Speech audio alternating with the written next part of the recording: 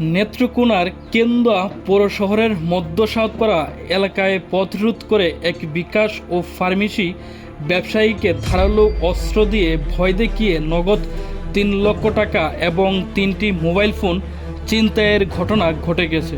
দর্শক, এই মুহূর্তে আমরা রয়েছি নেত্রকোনা জেলার কেন্দুয়া উপজেলার কেন্দুয়া পৌরসভায় সাউথপাড়া এলাকায়। যে জায়গাটিতে দাঁড়িয়ে আছি, এখানেই গতকাল রাত আনুমানিক 11টার দিকে ঘটে গেল একটি হৃদয় বিদারক ঘটনা। চলুন শুনে আসি বিস্তারিত। নেত্রকোনার কেন্দুয়া পৌর শহরের মধ্য সাউথপাড়া এলাকায় পথরোধ করে এক বিকাশ ও ফার্মেসি ব্যবসায়ীকে ধারালো অস্ত্র দিয়ে ভয় দেখিয়ে নগদ 3 লক্ষ টাকা এবং 3টি মোবাইল ফোন ছিনতাইয়ের ঘটনা ঘটে গেছে। গত মঙ্গলবার 21শে জুলাই রাত আনুমানিক 11টা 20 মিনিটের দিকে মধ্য সাউথপাড়া গ্রামের চুটন মাস্টারের বাসার সামনে পাকা রাস্তায় এ ছিনতাইয়ের ঘটনা ঘটে। আহত ব্যবসায়ীর নাম আনিসুল হক চৌধুরী টিপু, বয়স 45।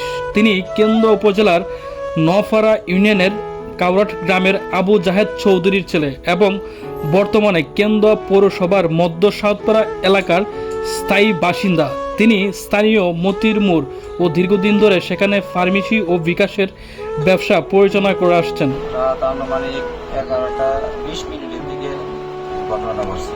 3টা অ্যান্ড্রয়েড মোবাইল ছিল এবং 2টা বাটন মোবাইল, এবং 3 লক্ষ টাকা ক্যাশ ছিল। আচ্ছা, 11টা 10-এ দোকান বন্ধ করি এবং 11টা 20-এর দিকে রাস্তার রাস্তা আসার পর ছিনতাইকারী হামলা করে। আচ্ছা, আমার সাথে যে ঘটনা ঘটছে গতকালকে রাত্রে 11টা 20 মিনিটে, আমি মাননীয় এমপি সাহেবের কাছে সঠিক বিচার চাই। এই বিষয়ে কেন্দ্র থানায় একটি লিখিত অভিযোগ দায়ের করেছেন এবং ভুক্তভোগী দাবি জানিয়েছেন যে বা যারা এই বিষয়ে জড়িত আছে ছিনতাইকারীদেরকে আইনের আওতায় এনে সুষ্ঠু বিচার করা হোক।